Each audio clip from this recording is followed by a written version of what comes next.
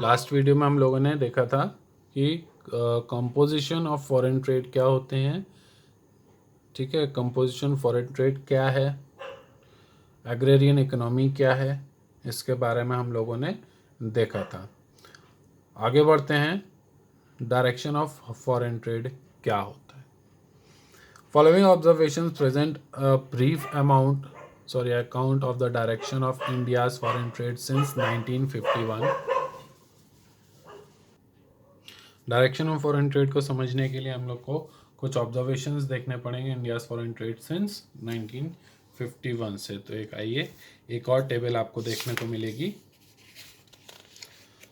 आगे चल के, ठीक है। लेकिन उससे पहले हम लोग क्या देखेंगे, सबसे पहले समझेंगे कि डायरेक्शन ऑफ ट्रेड क्या होता है। Direction of trade refers to the countries to which a country export its goods and services and the countries from which it imports. Direction of trade क्या होता है, मीन्स ऐसी कंट्रीज जिनको हम अपना सामान एक्सपोर्ट कर रहे हैं, अपने सामान और सर्विसेज को, साथ ही साथ ऐसी कंट्रीज जिनसे हम इंपोर्ट कर रहे हैं किसी भी गुड्स या सर्विस को। क्लियर है ये? तो इससे आपको ये समझ में आ गया कि डायरेक्शन ऑफ ट्रेड क्या होता है, ठीक। अब आइए ये कुछ ऑब्जर्वेशंस हैं, उनको देखते हैं कि क्या ऑब्जर्वेशंस हैं, इनसे हमें क्या पता चलेगा। Since 1951 direction of India's foreign trade has also undergone a substantial change. 1951 के बाद से जो इंडियाज फॉरेन ट्रेड का जो डायरेक्शन है वो उसमें भी काफ़ी चेंज हुआ है। List of are trading partners has tended to expand over time.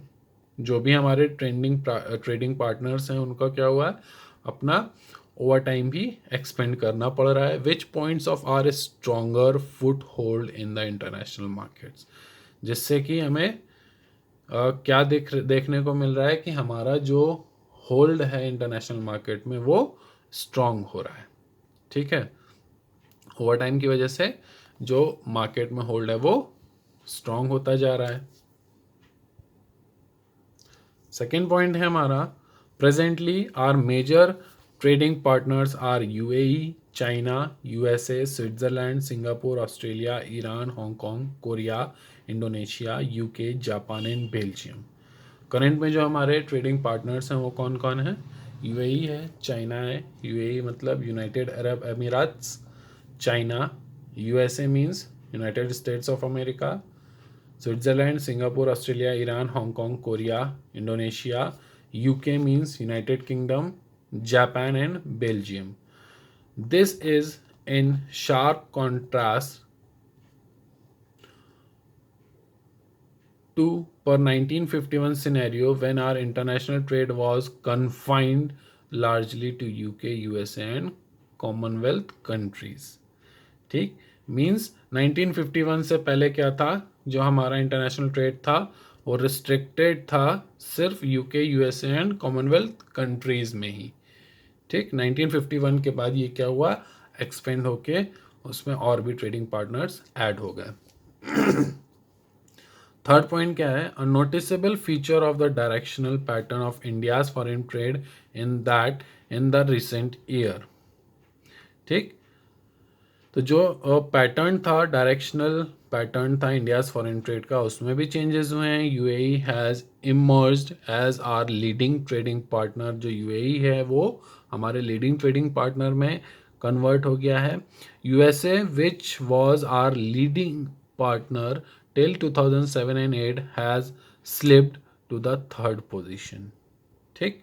जो यूएसए था जो कि फर्स्ट पोजीशन पे था हमारे ट्रेडिंग पार्टनर पे, जो लीडर था 2007 एंड 8 तक, वो अब स्लिप होके कहाँ पहुँच गया है, थर्ड पोजीशन पे पहुँच गया है। क्लियर है?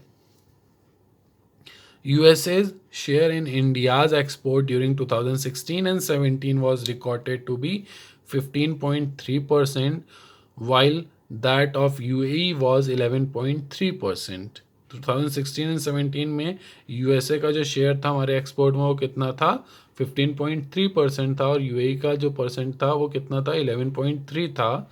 Likewise China share in India's export was recorded 3.7%. As far as India's import is concerned, China has occupied first position with 15.9% share.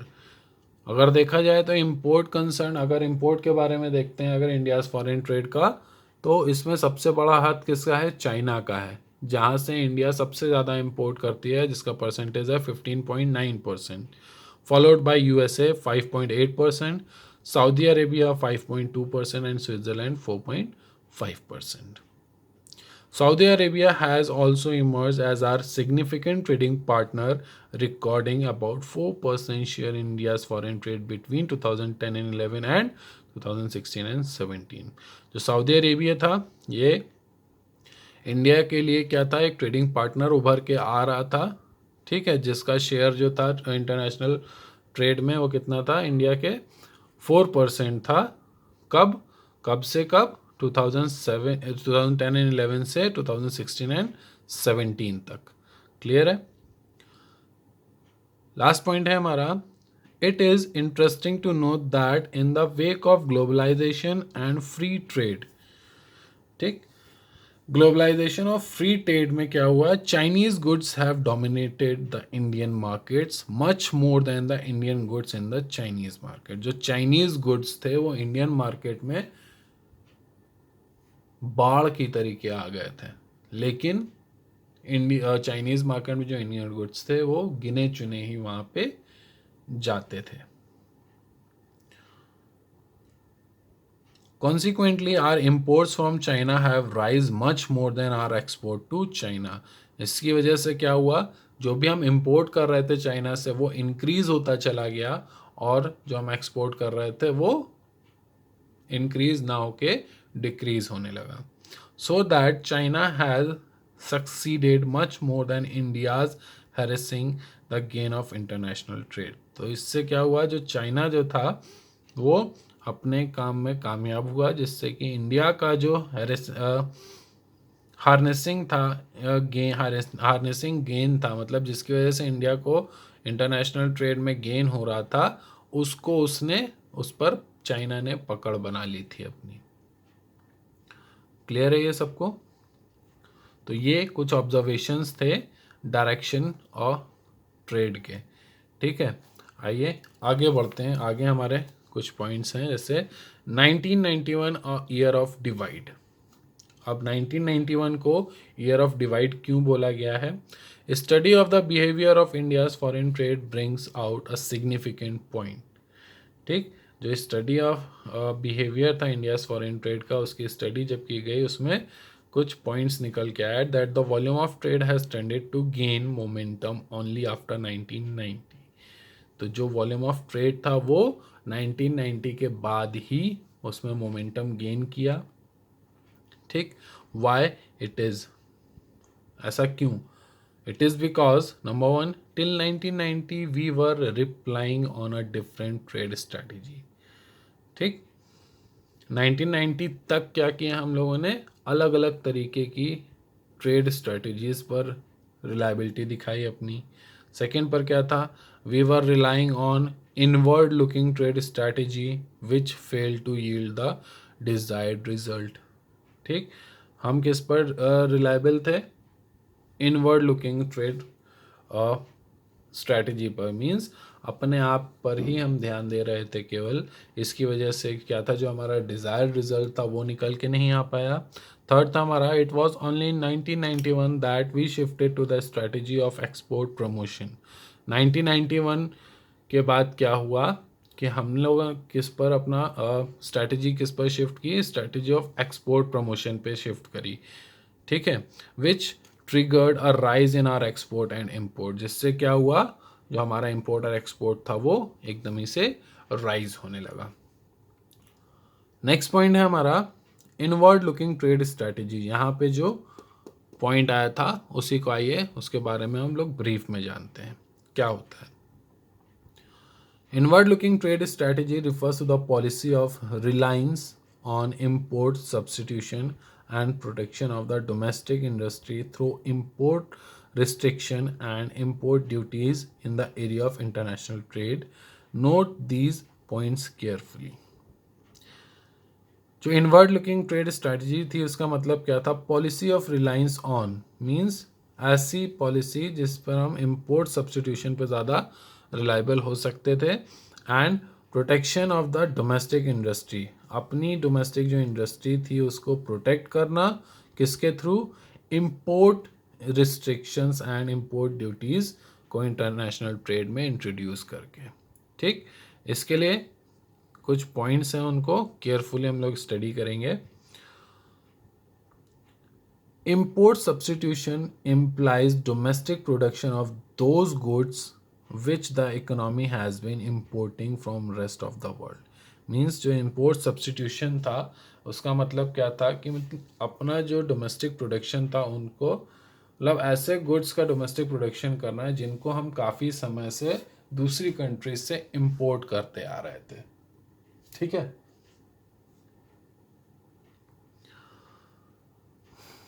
This is a strategy to save foreign exchange by restricting the volume of import. इससे क्या था? ये एक strategy थी किसको save करने की? जो हमारा फॉरेन एक्सचेंज था जिसको हम लोग फॉरेक्स भी बोलते हैं, उसको सेव करने का एक स्ट्रेटजी थी। किसको रिस्ट्रिक्ट करके? जो वॉल्यूम ऑफ इंपोर्ट था उसको रिस्ट्रिक्ट करके। क्लियर है ये सबको? सेकेंड पॉइंट है foreign exchange was to be utilize for developmental imports. जो फॉरेन एक्सचेंज था उसको हम लोग केवल डेवलपमेंटल इम्पोर्ट्स में ही, मीन्स ऐसी चीज़ जिनसे हम अपना डेवलपमेंट कर सकें, means referring to import of such plant and machinery which is essential for growth and development but can not be produce domestically. Means ऐसी चीज़ों को ज़्यादा इम्पोर्ट करने पर स्ट्रैटेजी बनाई जिससे हम अपने आप का डेवलपमेंट कर सकें, मींस डोमेस्टिक कंट्री का डेवलपमेंट कर सकें, और सिर्फ ऐसे प्रोडक्ट्स को ही इंपोर्ट करें जो कि हम डोमेस्टिक मार्केट में जिनका प्रोडक्शन हम नहीं कर सकते, owing to the lack of technology और the lack of investment funds. ऐसा किस वजह से नहीं कर सकते थे? क्योंकि हमारे पास टेक्नोलॉजी उतनी ज़्यादा अच्छी नहीं थी और फंड्स भी इतने ज़्यादा नहीं थे। क्लियर है? थर्ड है हमारा, by adopting inward looking trade strategy the government prefer to economise the use of foreign exchange. जो इनवर्ड लुकिंग ट्रेड स्ट्रेटजी थी, अगर उसको अडॉप्ट करते हुए देखा जाए तो गवर्नमेंट किसको प्रेफर कर रही थी? जो economise the use of foreign exchange, foreign exchange को इकोनॉमी में यूज़ करने के लिए, rather than maximise the generation of foreign exchange. किसकी जगह पर? फॉरेन एक्सचेंज को ज़्यादा से ज़्यादा जनरेट करने की जगह पर फॉरेन एक्सचेंज को अपनी इकोनॉमी में यूज़ करने पर प्रेफरेंस दे रही थी। किसके through? Through export promotion. Clear है? Also, the government wanted to protect the domestic industry from international competition. और जो गवर्नमेंट थी वो क्या चाह रही थी? कि जो उसका जो डोमेस्टिक इंडस्ट्री है उसको भी प्रोटेक्ट कर सके इंटरनेशनल कंपटीशन से। क्लियर है? ये भी गवर्नमेंट चाह रही थी।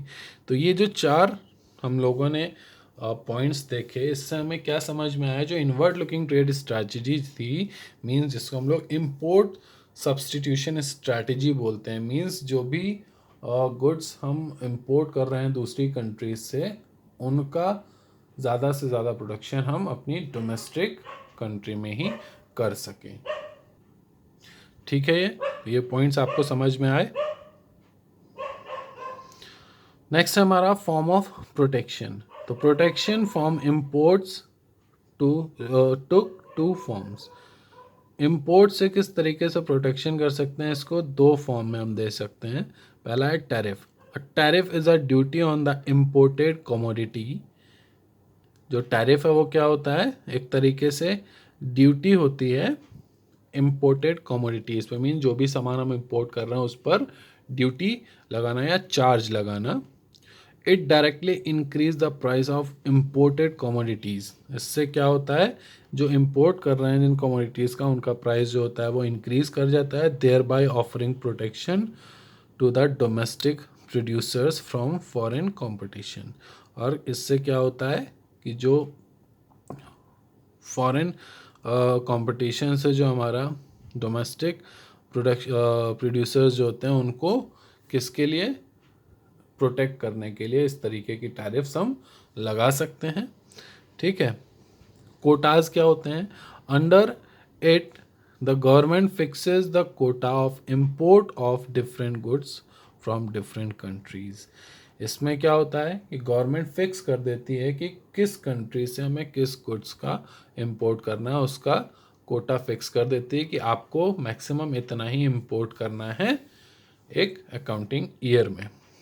Thus the quota is fixed keeping in view the need of the country। जो कोटा होता है उसको किस लिए फिक्स किया जाता है, अपनी कंट्री की नीड को देखते हुए फिक्स किया जाता है।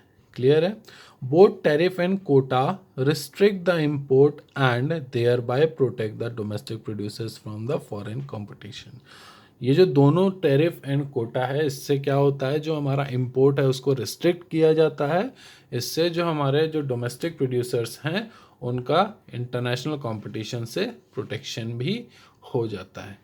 क्लियर है। इससे दो तरीके के फ़ायदे होते हैं। पहली चीज़, जिन गुड्स का हम इंपोर्ट कर रहे हैं उनका डोमेस्टिक मार्केट में ही प्रोडक्शन कर रहे हैं, और दूसरा, अपने जो डोमेस्टिक प्रोड्यूसर्स हैं उनको इंटरनेशनल कंपटीशन से भी सेव कर रहे हैं या प्रोटेक्ट कर रहे हैं। क्लियर है। तो आज के लिए इतना ही। ठीक है। आप इस वीडियो को अच्छे से देखें, इससे रिलेटेड जो भी मैं क्वेश्चन पूछूंगा आप उसके आंसर दीजिए, और लाइक एंड कमेंट करना ना भूलिएगा, जिससे कि हम आपकी अटेंडेंस वेरीफाई कर सकें। क्लियर है ये सबको।